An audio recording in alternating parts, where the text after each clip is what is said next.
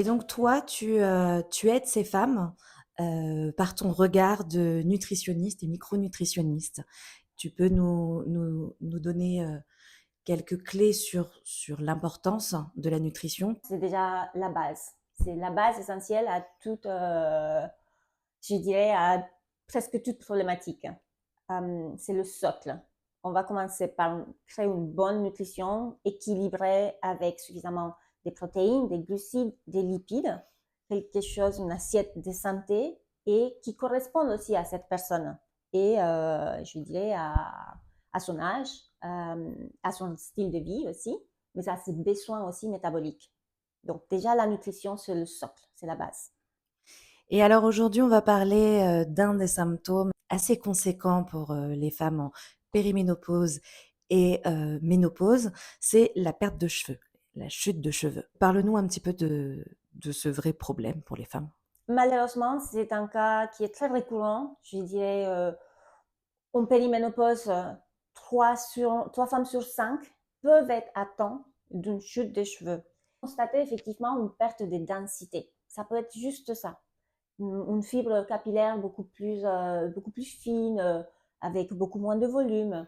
Mais ça peut être aussi une vraie chute de cheveux dans laquelle, effectivement, à la fin d'une douche, on peut avoir un ressenti et voir, effectivement, beaucoup de cheveux qui tombent ou, effectivement, au coiffage.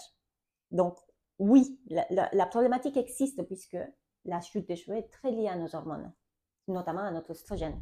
Mais il y a des réelles, solutions? Oui, bien sûr. Je pense que déjà commencer par éliminer les produits toxiques, donc oui, tout ce qui sera parabènes et certains sulfites qui sont dans certains shampoings, tout ça, oui, il faut déjà les éliminer, bien sûr.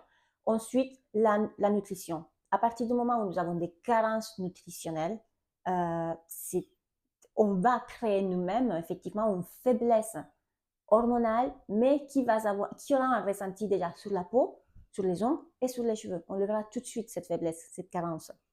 Donc, passer par une bonne nutrition et ensuite, on peut supplémenter aussi avec la micronutrition. C'est une excellente solution pour booster et corriger certains troubles, certains problèmes, comme la chute des cheveux. Quels conseils pourrais-tu nous donner en termes de micronutrition et phytothérapie? En phytothérapie, j'aime beaucoup l'ortie. L'ortie est une plante magnifique, elle est dépurative, elle nettoie la toxicité, elle nettoie le foie. Et quand on a nettoyé le foie, en fait, elle nettoie aussi la peau, elle nettoie la fibre capillaire. Mais elle est très très riche aussi en zinc et en vitamine B, qui sont essentielles à la repousse des cheveux. En micronutrition, je dirais, on peut partir sur la levure de bière, qui est quelque chose de très intéressant puisque elle va nous aider à produire de la kératine. La kératine, elle est essentielle justement à avoir une belle chevelure, à avoir une belle densité. Et ça nourrit aussi le follicule. Donc, on peut multiplier aussi la croissance capillaire avec la levure de bière. D'accord. Et en ce qui concerne le mode de consommation, qu'est-ce que tu peux nous conseiller? Plutôt des infusions, plutôt des compléments alimentaires? On peut les prendre en complément alimentaire comme Mindology, justement, en caps, en gélule qu'on prendra tous les matins, accompagné aussi, pourquoi pas, bien sûr, avec des tisanes qui auront toutes ces plantes et les deux vont travailler en synergie pour créer une vraie cure et un vrai programme, effectivement, pour avoir une belle repulse capillaire. Et hormis l'ortie, tu as un autre, aliment favori que tu vas conseiller à tes patientes? Tout ce qui sera très riche en fer, en oligo-éléments, en vitamines.